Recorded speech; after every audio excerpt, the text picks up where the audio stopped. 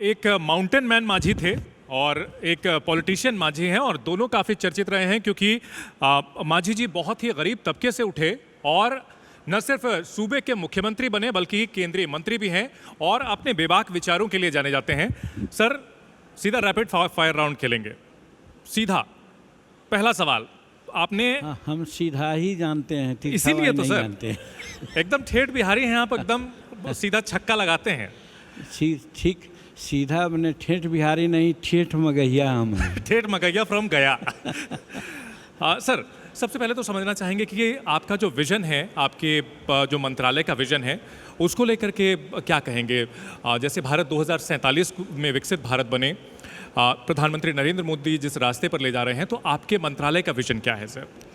देखिए, प्रारंभ से ही हमारे दिमाग में बनती है बात कि जो समाज के सबसे नीचे तबके के मत हैं, नीचे का मतलब है कि आर्थिक दृष्टिकोण से कमज़ोर हैं, उनको विकास किए बिना हमारा समाज का, देश का, राज्य का विकास नहीं हो सकता है। इसमें हम एग्जाम्पल साइट करते हैं कि जब हिंदुस्तान जगत गुरु कहलाता था, धन धान्य से पूर्ण था हिंदुस्तान, दूध घी की नदियाँ बहती थी, वो कोई मल्टीनेशनल कंपनियाँ नहीं होती थी उस समय। उस समय वाटर सिस्टम चलता था, एक जिनिस जो बनाते थे कोई दूसरा जिनिस बनाते थे, दोनों का आदान प्रदान होता था और वो सूक्ष्म उद्योग जिसको कहते हैं उसी से चलता था। दर्जी का काम करने वाले हैं, वो जूता बनाने वालों से बदलाई करते थे, कोई तेल बनाने वाले हैं तो और चावल उगाने वाले से बात करते थे। इस तरह से काम चलता था। तो मेरा कहने का मतलब है कि जो हमको विभाग मिला है जिसमें कहा था माइक्रो, तो माइक्रो मतलब वही सूक्ष्म होता है। सूक्ष्म में विभाग के चलते सूक्ष्म लोग जो काम में लगे हुए हैं, उनको जब तक हम विकास नहीं करेंगे तब तक हम समझते हैं न तो बेरोजगारी उठेगी और न तो फिर हम किसी प्रकार से आत्म स्वावलंबी हो सकते हैं। बहुत अच्छी बात कही है मांझी जी ने कि जब तक जो समाज के सबसे निचले तबके के लोग हैं, जो कामगार हैं, जो अपना रोजगार करते हैं, उनको नहीं जोड़ा जाएगा, सरकार की ओर से मदद नहीं दी जाएगी, तब तक जो है देश तरक्की नहीं कर सकता है। सर, अब केंद्र की राजनीति होगी क्या? अब प्रदेश की राजनीति, बिहार वाली राजनीति छोड़ के अब केंद्र की राजनीति होगी पूरी तरह से? देखिए, ये बात हम कहना चाहते हैं, ये जरा अप्रासंगिक हो जाएगी बात। हमारा उम्र 80 वर्ष चल रहा है और 45 वर्ष की राजनीति मेरी है। मैं ऐसे परिवार से आया हूँ जिसकी कल्पना भी आप लोग नहीं करेंगे कि उस परिवार से भी आदमी यहाँ आ सकता है। तो हमने एक बनाया था सूत्र कि 75 वर्ष के बाद किसी भी पॉलिटिशियन को चुनाव की राजनीति नहीं करना चाहिए। हम इस पर आमादा थे, लेकिन 2020 में माननीय नीतीश कुमार मुख्यमंत्री थे, उन्होंने हमको बाध्य किया कि नहीं, एक बार चुनाव आप लड़िए। पता नहीं उनका क्या दिमाग में बात थी। तो 2020 में हम लड़ गए और लड़ गए तो चुनाव जीत गए। अब इस बार तो एकदम मन में सोच लिया था कि हर हालत में अब हम चुनाव नहीं लड़ेंगे, चुनाव हमारा अगला पीढ़ी के लोग लड़ेगा। ठीक है। लेकिन स्थितियाँ कुछ बदल गई। क्या? कि हम माननीय नीतीश कुमार जी के साथ थे। राजनीति में कसमा कसमी नहीं होती है, लेकिन हमने कसम खाया था नीतीश कुमार के लिए कि भाई आपको हम नहीं छोड़ेंगे। नीतीश कुमार, ये 2014-15 की बात है एकदम। हाँ, 14-15 में, चूँकि हमको उन्होंने मुख्यमंत्री बनाया था। ठीक है। तो उसके बाद हालांकि हम हट गए या हटा दिए गए, वो तो आप लोग सोचिए, लेकिन उसके बावजूद भी हम और हमारा परिवार यही सोचता था कि आखिर मुख्यमंत्री हो जाने के बाद तो कुछ सामाजिक प्रतिष्ठा मेरी बढ़ी है। बिल्कुल, ये सिर्फ और सिर्फ नीतीश कुमार की देन है। लेकिन इस बार जो 2024 की जो बात, 23 की बात होने लगी, चुनाव की बात आई तो पार्लियामेंट का, तो उस समय उन्होंने कहा कि आप अपना पार्टी को, हम हिंदुस्तानी अवाम मोर्चा सेकुलर चलाते हैं, उन्होंने कहा कि आप अपनी पार्टी को हमें मर्ज कर दीजिए। नीतीश कुमार ने कहा। नीतीश कुमार जी ने। हम कहा कि हम मर्ज नहीं करेंगे, हम हिंदुस्तानी अवाम मोर्चा बनाए हैं वैसे लोगों के लिए जो गरीब हैं, चाहे जिस जात के हैं। हम दुनिया में यही दो जात जानते हैं, एक गरीब और एक अमीर की, और उसी की राजनीति में करता हूँ। ठीक है। इसका बहुत बड़ा असर पड़ा है, तो हम इस चीज़ को ये नहीं करेंगे। तो उन्होंने कहा कि तुम हट जाओ, हमारे पार्टी से हट जाओ। तो अच्छा। हम उनके गठबंधन अच्छा, से- और भी काफ़ी चीज़ें हुई थी। नीतीश कुमार जी ने आपके ऊपर चिल्लाया भी था विधानसभा में कि हमने मंत्री बनाया, तमाम बातें हुई, काफ़ी मतलब जो है वो बीच सब में तो बोला आपकी चली हुई। बात हुई थी, वो अलग बात है। लेकिन अच्छा, तो कुछ दिनों पहले एक फोटो जो है डली है आप और नीतीश कुमार जी। उसके बाद ये उस घटना के बाद ये बात हुई थी। जी। तो हमने उनको यही कहा कि भाई हम तो मिलेंगे नहीं या मर्द तो नहीं करेंगे, हम अलग रहेंगे। तब उन्होंने कहा कि तुम हट जाओ। तो हमारा पुत्र था मंत्री उनके के यहाँ, जी। हम अपने पुत्र को कहा कि भाई मंत्री पद से इस्तीफा दे दो, इस्तीफा दे दिया। हम फिर एनडीए में चले आए। तब जो हम आपसे परिस्थिति कहते हैं कि फिर पॉलिटिक्स में कैसे आ गए, उसके बारे में कह रहे हैं। ठीक है, बड़े अच्छे तरीके कि- से आपने समझाया सर। हमारा बच्चा संतोष कुमार सुमन 6 बरस के लिए एमएलसी था, 24 में उसका टर्म पूरा हो रहा था। जी।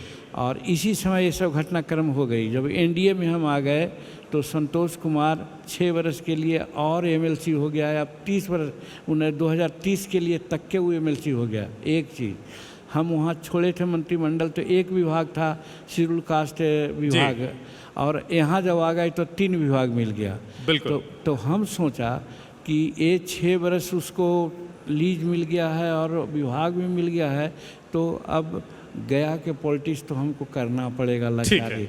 और ठीक गया के भलाई के बारे में हमारे दिमाग में बात उठती थी बिल्कुल। कि हमारा जीवन समाप्त हो रहा है, हम गया के लिए कोई कर नहीं सके। ठीक मन है। में एक मनसा थी, और यही मनसा के बाद आए चुनाव लड़ने की बात है। हमको एक टिकट मिला, गया से मिला, हम चुनाव जीते।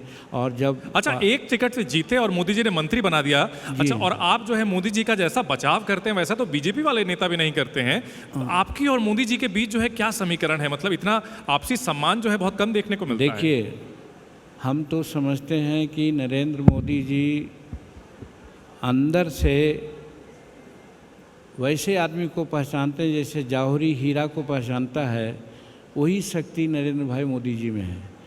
जब चुनाव की बात आई, चुनाव जीतने की स्थिति में हम भी थे, जी। लेकिन नरेंद्र मोदी ने, जानते हैं, 16 अप्रैल को जनसभा में कहा कि गया वासियों, जीतन मांझी चुनाव नहीं लड़ रहे हैं, हम चुनाव लड़ रहे हैं और वोट दीजिए। वोट मिला, जीते। जी। हम क्या बोले थे जो आज काम हुआ? हम बोले थे माननीय प्रधानमंत्री जी, हमारा चुनाव चिन्ह कड़ाही है, कड़ाही खाली है, इस कड़ाही को आप भर दीजिए तो मैं समझता हूँ कि चुनाव जीत जाएंगे। कौन चीज़ से भरिए? कि जब काशी कॉरिडोर बन सकता है जी।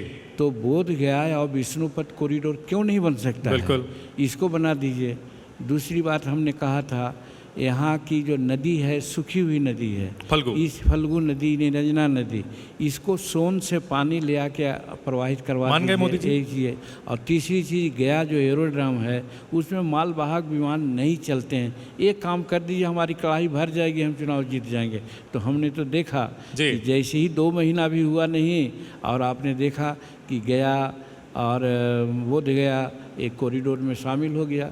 और दूसरी बात है कि अमृतसर से कलकत्ता जो एक्सप्रेस वे जा रहा है वो गया हो करके जा रहा है। तो मोदी जी गया- जौहरी हैं, हाँ, जिन्होंने आपके जैसा कोहिनूर जो है उन्होंने पहचाना है। उन्हें पहचाना, गया के ठीक है। लोगों को इज्जत उन्होंने लेकिन दिया। मुख्यमंत्री तो आपको नीतीश जी ने बनाया था, उनको भी हम जो है जौहरी मान लेते हैं। और अब नीतीश जी से बातचीत होती है? 2 दिन पहले आपकी और अब उनकी एक देखिए, फोटो जो है यहाँ सोशल पर- मीडिया पर आई यहाँ है, पर मुस्कुराते थोड़ा हुए कुछ- बातचीत होती है। यहाँ पर थोड़ा कुछ निगेटिव बात होती है, हम निगेटिव बात में विश्वास नहीं करते हैं। ये बात सही है, मैं भी कहता हूँ। आज चंपई सोरेन की बात आ रही है झारखंड में, मैं उनके प्रति हमदर्द हूँ और यही कहता हूँ कि जो चंपई सोरेन के साथ बात हुई थी वही जीतन मांझी के साथ बात हुई थी। ठीक है। तो वैसी परिस्थिति में बीती बात को अब कहने की ज़रूरत नहीं है। ठीक है। लेकिन बावजूद उसके भी आज भी मैं नीतीश कुमार के पक्षधर हूँ, क्योंकि आज जो भी म्यूचुअल सम्मान है, एक दूसरे का सम्मान करते हैं आप दोनों। हाँ, वो भी सम्मान करते हैं ऐसा हमको लगता है, लेकिन हम तो दिल से आज भी सम्मान करते हैं। ठीक है सर, SC/ST वर्गीकरण को लेकर के जो सुप्रीम कोर्ट का आदेश है उसको लेकर के जब बंद बुलाया जिन लोगों ने, तो आपने उन लोगों को स्वार्थी कहा और कहा कि जो है बड़े भाई लोग जो है छोटे भाई लोग को फल नहीं देना चाहते हैं, हिस्सा नहीं देना चाहते हैं, इस तरह की बात की। यानी कि आप सुप्रीम कोर्ट के फैसले के साथ हैं। बहुत अच्छी बात आपने कही और हम इस चीज़ को पूर्ण रूप में एक्सप्लेन करना चाहेंगे और हम एक्सपेक्ट करेंगे कि यदि हमारी बात को सचमुच में पब्लिक डोमेन में चल जाएगी तो निश्चित है कि लोगों में जो भ्रांतियां हैं ख़त्म हो जाएगी। देखा जाए, हमने कहा है कि हम 4 भाई अगर हैं, 4 भाई हम लोग काम कर रहे हैं, काम में कुछ ऐसा होता है कि 1-2 भाई थोड़ा आगे बढ़ जाता है, तो कुछ लोगों गांव घर में अपना भाई में थोड़ा सा क्या कहते हैं असंतोष पैदा हो जाता है, तो कहता है भैया ठीक है हमरा अपना हिस्सा बांट दो, जी तुम कमाओ खाओ हमरा हिस्सा बांट दो, हम जो मिलेगा उसी में रहेंगे। ठीक है। लाइक वाइज सुप्रीम कोर्ट का जो आदेश आया कि भाई या तो उसको क्रीमी लेयर के रूप में कर दीजिए और फिर नहीं तो वर्गीकरण भी उसको कीजिए, तो सेंट्रल कैबिनेट ने डिसीजन लिया कि वर्गीकरण हम नहीं करेंगे, लेकिन हमने कहा कि तब वर्गीकरण नहीं कि क्रीमी लेयर हम नहीं मानते हैं, क्योंकि बाबा अंबेडकर ने भी कहा था कि क्रीमी लेयर हम नहीं अभी कहेंगे, तो इसलिए उस बात को हम लोग मान लिए क्योंकि कैबिनेट के हम साथी हैं, लेकिन वर्गीकरण के पक्ष में हम थे इसलिए कि हाल ही में जो 4-5 दिन पहले जो कैबिनेट हुआ है, हमने कैबिनेट में कहने की बात किया है और आपको भी हम कहना चाहते हैं मोटा मोटी कि हमारे समाज में जो अन्य तबके के लोग हैं, 22 जातियां बिहार में है, अनुसूचित समाज, हाँ, अनुसूचित जातियां, एससी की, हाँ ऐसे समझो भारत में क्या है वो तो उसकी अगर मीमांसा हो, अगर जाति गणना की बात आती है तो मैं तो कहता हूँ कि शेड्यूल कास्ट और शेड्यूल ट्राइब्स की जाति गणना होनी चाहिए, इसलिए कि सबसे निचले पैदान पे हैं, इनको विकास करना चाहिए। क्यों कि अंबेडकर साहब ने भी कहा था कि आरक्षण है वो 10 वर्ष के बाद उसकी समीक्षा होनी चाहिए। आज 76 वर्ष हो गया लेकिन एक समीक्षा नहीं हुई है। समीक्षा किस तरह से होनी चाहिए कि समीक्षा दी जाए या नहीं दी जाए, मतलब या जातिगत वर्गीकरण जो है जाति के अंतर्गत सुप्रीम कोर्ट ने जो कहा है वो होना चाहिए, वो भी एक पार्ट है, वो भी एक पार्ट है। समीक्षा का मतलब ये हुआ कि कौन बढ़ा है कौन घटा है, किसको और पुश करना चाहिए। अगर कोई गाड़ी चलती है हमारे गया से राजधानी एक्सप्रेस तो 11 घंटा में दिल्ली पहुंच जाती है और पैसेंजर चलती है तो 25 घंटा और 27 घंटा लगाती है, तो गाड़ी को लाने के लिए उसको पुश करना। अगर मैं सही समझ रहा हूं सर, तो आप ये कह रहे हैं कि कुछ जातियों को आरक्षण का फायदा मिला है और उसी तबके की, मतलब उसी ओबीसी में या SC ST में कुछ जातियां हैं जो पीछे रह गई हैं, उनकी पहचान करके उनको फायदा देना चाहिए। आप उदाहरण ले लीजिए, जो उदाहरण मैंने मंत्रिमंडल में बताया है कि पासवान जाति हमारे के यहाँ एक होते हैं, उनकी जनसंख्या है 5.33 जी, और नौकरियों में उनका योगदान है 1.64। ठीक है। उसी प्रकार से रविदास हैं, उनका भी है 5.33। ठीक है। लेकिन उनके योगदान है 2 समथिंग। पासी हमारे धोबी जाति के लोग होते हैं, उनकी जनसंख्या है 0.68, लेकिन भागीदारी है नौकरियों में 3.14 जी। उसी प्रकार से पासी हैं, उनकी जनसंख्या है 2 समथिंग। उसी तरह से जो मुसहर भुइयाँ जिनको कहते हैं, जिनकी आबादी है 3.48 जी, लेकिन नौकरियों में उनकी भागीदारी है 0.26। ये तो बहुत कम है। तो आप जोड़ लीजिए कि जब जिसका जनसंख्या 3.48 है और उसकी भागीदारी है 0.26, तो 76 वर्ष में वो 26 में आया है। आज चिराग पासवान हमारे साथ मंच पर थे, उनसे जब यही सवाल पूछा गया तो उनका ये कहना था कि जो क्रीमी लेयर और तमाम चीजें हैं, ये इस तरह के प्रतिनिधित्व की बात नहीं है, सम्मान की बात ज्यादा है।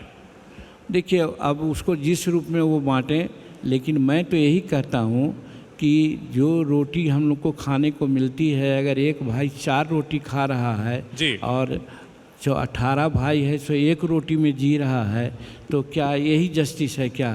तो इसीलिए मैं कहना चाहता हूं कि बिहार के स्तर पर कह रहा हूं, समूचे भारत में भी ऐसा गणना होगी तो हो सकता है, लेकिन बिहार में हुआ है कि साहब 22 जातियों में 4 जाति हैं जो आरक्षण का 11% लाभ ले रहे हैं। ठीक है। और 18 जातियां हैं जो आरक्षण का 9% भाग ले रहे हैं।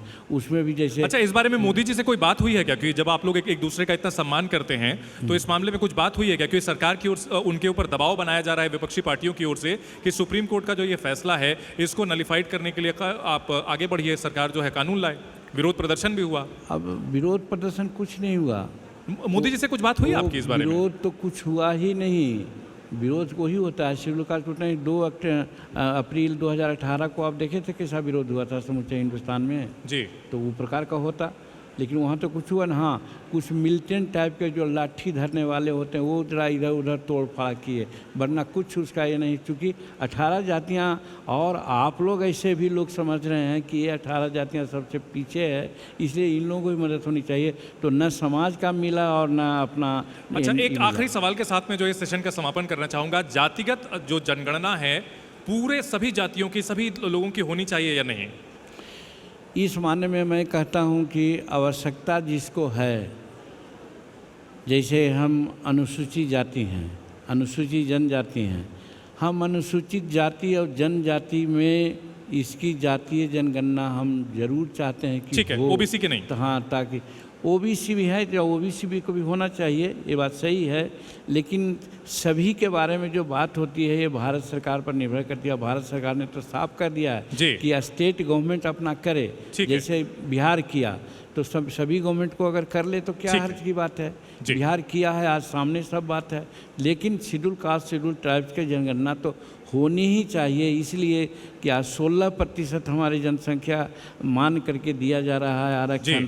उतना आरक्षण है भी नहीं, 8% है। ठीक है। और अब जनसंख्या हमारी बढ़ी है तो हम 20% तक हो गए हैं। हमारी मानना है कि शेड्यूल कास्ट की जनसंख्या एज ए होल 25% है, इसलिए उसकी जनगणना होनी चाहिए। बहुत शुक्रिया माझी जी, आपने पूरा डिटेल में जो है बात की और बेबाकी से अपनी बात की। जैसा कि आपने कहा था कि ठेठ मगैया हैं, उसी अंदाज में आपने बैटिंग की है। बहुत शुक्रिया अदा करना बहुत चाहेंगे धन्यवाद सी न्यूज़ के इस आपको, मंच पर और आशा आपको आने है के कि लिए। हमारी भावनाओं के अनुरूप पे जनमानस में बातें जाएगी और जो गलतफहमियां हैं वो दूर होगी। इसके लिए आपको बहुत बहुत धन्यवाद सर। धन्यवाद।